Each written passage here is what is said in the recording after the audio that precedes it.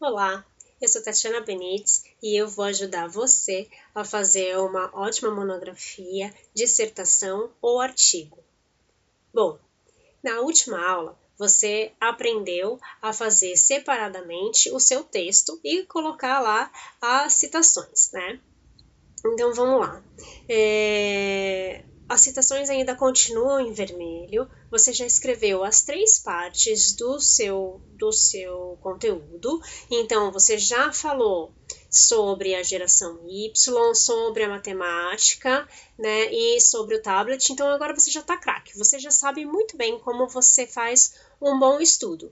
Leitura, fichamento, escrita, tá? E depois a gente coloca as citações. Bom, agora tem a quarta parte do seu estudo. Dependendo do tipo de estudo que você está fazendo, você vai precisar fazer uma pesquisa, que pode ser uma outra pesquisa bibliográfica, ou uma pesquisa de campo, uma pesquisa de aprofundamento, uma pesquisa de observação, né? Então, você vai ter que conversar com o seu orientador o que ele pretende dessa quarta parte do seu estudo. No nosso caso, a gente já tem as 3 partes que a gente precisava e agora a nossa quarta parte é juntar esse conteúdo. Então, no nosso caso, a gente não vai fazer uma pesquisa de campo. Se tivesse que fazer uma pesquisa de campo, nós utilizaríamos o mesmo método. Então, faríamos a pesquisa com a ajuda do orientador, faríamos uma pesquisa, descreveríamos a pesquisa, colocaríamos os resultados dela e teríamos essa quarta parte da pesquisa. E depois a gente juntaria, então, todas as partes que nós já escrevemos. Agora, você já tem todas as partes conceituais, então você já entende e você já fez com que a pessoa que estiver lendo entenda muito sobre os assuntos, então todas já sabem muito bem sobre a geração Y, sobre a matemática e sobre o tablet. Você não precisa ficar falando 1000 vezes a mesma coisa, você não vai repetir conteúdo. Você vai fazer um quarto tópico juntando essas informações. Então, você vai falar sobre a geração Y, como ela gosta da matemática, ou como ela trabalha a matemática, como isso funciona junto com o tablet. Você vai juntar os 3 tópicos, né? Tudo que você já viu. É muito importante que você não repita a mesma coisa mais uma vez. Porque para quem tá lendo, né, geralmente nós orientadores, nós lemos o trabalho inteiro e a banca vai ler também minuciosamente cada parte. A gente não gosta de ver de novo a mesma frase, de novo a mesma explicação. Então você vai falar de uma outra forma se você tiver que falar o mesmo conteúdo, ou você vai linkar aquele conteúdo, vai falar como, por exemplo, na página tal. Não vai falar mais nada sobre isso. Então você vai fazer um link. Você vai colocar veja no anexo X, veja no capítulo tal, veja na página tal, tá? Tem gente que tem mania de colocar como já foi dito, como já citado, tal, e explica tudo de novo. Não explica. Se você já disse que citou, só fala onde tá. Isso pode ser entre parênteses, ou pode colocar no meio do texto, ou numa simples nota de rodapé. Isso já facilita a sua vida. Bom, depois que você fez essa quarta parte, né, juntou os conteúdos e tem um novo conteúdo, falta você fazer a finalização disso. Então agora você tem a conclusão do trabalho e a introdução do trabalho que ainda não foram feitas. Então agora a gente vai fazer a conclusão, que é o que a gente chama de considerações finais. Antes a gente usava o termo conclusão mesmo como o nome do capítulo, né? Hoje a gente usa considerações finais. Qual é a diferença disso? A diferença é que conclusão tem aquela conotação de foi isso que eu estudei, foi esse resultado que eu cheguei e acabou. Ninguém vai contestar isso. Né? Aquela verdade. Se você coloca considerações finais, você ainda deixa uma margem para que você continue aquele estudo. Então, se você está fazendo uma monografia, você pode continuar aquele estudo ainda numa dissertação ou numa tese. E você pode mudar esse final. Então, de repente, você começou a estudar mais e você viu que aquilo não foi concluído, não era bem aquilo, a verdade. É diferente. Então, você pode fazer isso sem ter nenhum problema. Tá? Então, agora é o momento em que você vai escrever essa consideração final. Como é que a gente faz isso? Bom, é a parte do fechamento. Então, você não vai repetir de novo o que você falou, mas você vai pegar algumas coisas principais para fazer o fechamento. Então, depois de conceituar, depois de estudar a geração Y, vimos isso, isso e isso, que é importante, na matemática tal, tal, tal, tal, no tablet funciona assim, assim, assim, e quando nós juntamos isso, isso e isso, nós vimos que acontece assim, assim, assim. Então, você não conclui, não deixa fechada aquela conclusão, porque você pode estudar mais, você pode descobrir coisas novas sobre isso. E você não fez um resumão daquilo que você escreveu. Você não vai repetir de novo. Você vai colocar os pontos principais e falar o porquê de você estar colocando aqueles pontos, que é para você fazer um fechamento. E no final você vai fechar com uma frase bacana, que resume bastante aquilo que você viu desde o primeiro capítulo até o final. Tá? E isso faz com que o seu trabalho tenha um fechamento legal. Bom, com isso fica faltando a introdução. Poxa, a introdução, até agora a gente não escreveu a introdução, tinha que ser a primeira coisa. Não.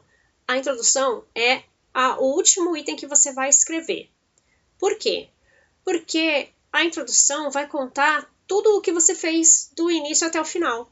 E você só consegue falar bem do que você fez se você já fez isso. Quando a gente escreve a introdução primeiro, a gente está prevendo o que a gente vai escrever. E quando a gente está escrevendo, a gente pode mudar aquela ideia. Tá? Então, a gente vai fazer isso no final. O que é a introdução, afinal? Como é que a gente escreve? Primeiro, você vai começar falando do seu tema. Por que tem esse tema, esse estudo? O que é esse trabalho? Tá? Qual é a importância desse estudo? Então, o que é esse trabalho? Qual é esse tema? O porquê desse tema? E qual é o objetivo dele? Onde ele quer chegar? O que eu pretendo descobrir com esse estudo? Depois desse parágrafo inicial, você vai falar, basicamente em um parágrafo, o que se trata o seu primeiro capítulo. Então, o primeiro capítulo, no primeiro capítulo nós estudamos a geração Y com base nos estudos de outras gerações, verificamos como essa geração se comporta, o que ela gosta, blá, blá, blá, blá. Através dos autores, blá, blá, blá, blá. Então, você vai falar exatamente o que você fez. Então, você já escreveu todo aquele primeiro capítulo. Então, você sabe como que é, quais são os autores que você utilizou para escrever. Aí, no próximo capítulo, no próximo parágrafo, você vai escrever sobre o segundo capítulo. Né? Mais ou menos um parágrafo, 2 parágrafos, você vai escrever sobre os capítulos. Daí, você vai escrever sobre o terceiro capítulo. Então, você vai escrevendo de todas as partes do seu trabalho. E o que você vai escrever além disso? Os métodos de pesquisa que você utilizou. Utilizamos, né, método de pesquisa bibliográfica, baseado nos autores tal, tal, tal, tal, pesquisa de observação, assim, assim, assim. Então, você vai falar quais foram os métodos de pesquisa que você utilizou para fazer esse trabalho. Tá? E vai fechar falando da importância desse estudo.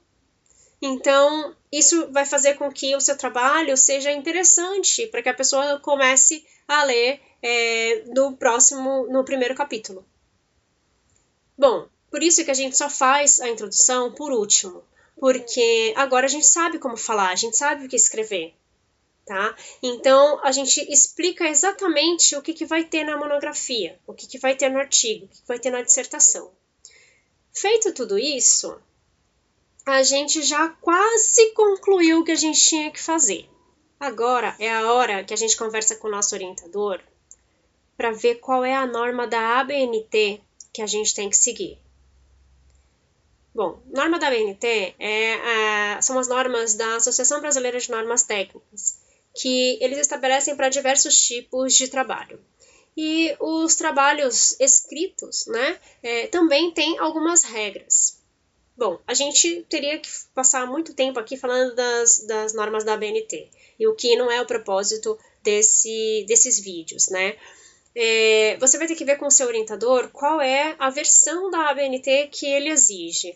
Alguns locais, algumas faculdades, né, quando a gente vai começar a escrever, eles dão pra gente um manual de normas. Tem alguns locais que já tem isso pronto, mas não exatamente é a norma da ABNT. Geralmente lá também tem as normas deles e também tem qual é a versão da norma da ABNT que eles querem que siga. Então, verifica isso antes de formatar qualquer coisa. Bom, o seu trabalho já está pronto, continua lá com as citações em vermelho. Vamos fazer primeiro as formatações básicas, para que a gente não fuja de forma alguma da formatação maior. Então, pelo menos, antes de ler essas normas todas, coloca no formato básico. Faça a formatação em A4, com as fontes em 12, geralmente Arial ou Times New Roman, tamanho 12, espaçamento 1,5, as margens superior e esquerda 3 centímetros e inferior e direita 2 centímetros. Bom, você vai observar as coisas que a gente deixou em vermelho, que são as citações. As citações, o básico, tá, das citações, as citações que têm menos de 3 linhas, ou seja, as linhazinhas vermelhas lá, são menos de 3 linhas, você sabe que essa citação ela pode ir no meio do parágrafo. Então, você pode, no meio do parágrafo, explicar e já colocar essa citação. As linhazinhas vermelhas. Mais de 3 linhas, ela vai ter um recuo. Então, ela não vai ficar dentro do mesmo parágrafo que você estava escrevendo. Então, ela vai ter um recuo que você vai ver nas normas da ABNT de quantos centímetros é esse recuo. Agora, você terminou a parte escrita. Você vai ver a questão das normas agora para citações e vai colocar dentro das normas e vai passar o texto de vermelho para pretinho depois que tiver tudo direitinho. Veja também nas normas da ABNT ou no seu manual todas as regras para capa, sumário, o resumo e as referências. Lembrando que para o seu resumo, você vai pegar a sua introdução, que você já fala ali tudo o que tem no seu conteúdo, né, de artigo, de monografia, de dissertação, e você vai fazer um resumo que geralmente tem o número de caracteres ou o número de linhas que você pode utilizar, as palavras-chave, né? As palavras-chave você também vai usar de acordo com a ordem que você colocou no seu trabalho, é o ideal. Bom, veja também as regras para como que você vai utilizar figuras e anexos. Isso também é muito importante para o seu trabalho, além das citações. Separe as referências, ou seja, tudo que você leu, tudo que você utilizou, quais foram esses meios, você vai colocar como referências no final. Antes a gente usava como bibliografia, porque a gente só citava livros. Hoje a gente usa bastante a internet também para pegar referências. Então, utilize primeiro referências e depois separe essas referências em bibliografia, né, referências bibliográficas. Então, coloque todos os livros, né, de acordo com as normas da ABNT, né, sempre com o nome do autor primeiro, e coloque isso em ordem alfabética, e depois você coloca lá as referências de sites, né, ou as referências de imagens, você vai colocar tudo de acordo com as normas da ABNT, mas separa os tipos, isso é muito importante para os orientadores, isso é importante para a banca. Depois que você fez tudo isso, é muito importante que você peça para alguém revisar o seu trabalho. Geralmente contrato uma pessoa para revisar o meu trabalho. Porque a gente, por mais que a gente saiba escrever muito bem, por mais que você saiba escrever muito bem, que você manje muito de português, eu não estou duvidando da sua capacidade de escrita.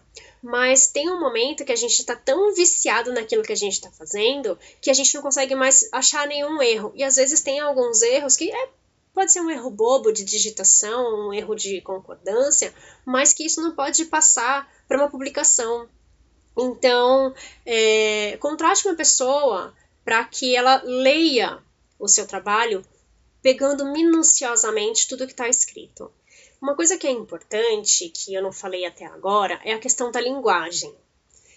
Tem pessoas que gostam de escrever com uma linguagem mais rebuscada, usando palavras mais difíceis, ou uma linguagem mais técnica. E daí você fala, eu vou ter que escrever uma monografia, eu não sei falar difícil e tudo mais. Tem pessoas que sabem e que gostam de escrever dessa forma. Então, se você sabe exatamente usar essas palavras difíceis, sabe o significado dessas palavras, pode utilizar sim. Se você não tem segurança quanto a essas palavras difíceis, não usa, tá? Vai depender muito do seu estilo e para que você quer, o que você quer fazer com esse escrito, tá? Eu, particularmente, prefiro escrever de uma forma mais didática. Eu gosto de utilizar palavras simples e ter uma didática, né? Aquela questão de começo, meio e fim em tudo que eu vou fazer. Não que isso seja uma obrigatoriedade. Isso é uma coisa minha, porque eu gosto que qualquer pessoa que pegue o que eu escrevi consiga entender, né? Por mais que ela seja da minha área ou não. Então, não sei se porque eu sempre tive que lidar com pessoas de grau de escolaridade diferentes, e eu sempre quis que elas entendessem o que eu estava fazendo, eu sempre fiz dessa forma. Mas você pode escrever com uma linguagem mais robuscada se você achar mais importante. Tá? Lembra sempre de ter começo, meio e fim, e se você não conhece o significado daquelas palavras, não utiliza para não te prejudicar. Tá? Você escolhe qual é o jeito que vai ser melhor para você e do jeito que você quer ser conhecido. Então, você pode escolher de um jeito ou de outro. Bom, esse é o método que eu utilizo para escrever monografias, para dissertação, para artigos. Eu espero que isso possa ajudar você, como ajudou os meus orientandos e como me ajuda. Esse método já deu certo para muita gente e eu espero que dê certo para você também. Boa sorte! E se você gostou desse vídeo, dá um curtir no vídeo e compartilha com seus amigos, as pessoas que estão precisando escrever, que estão produzindo mais na faculdade ou nos seus trabalhos, e faz com que isso ajude também outras pessoas. Até mais!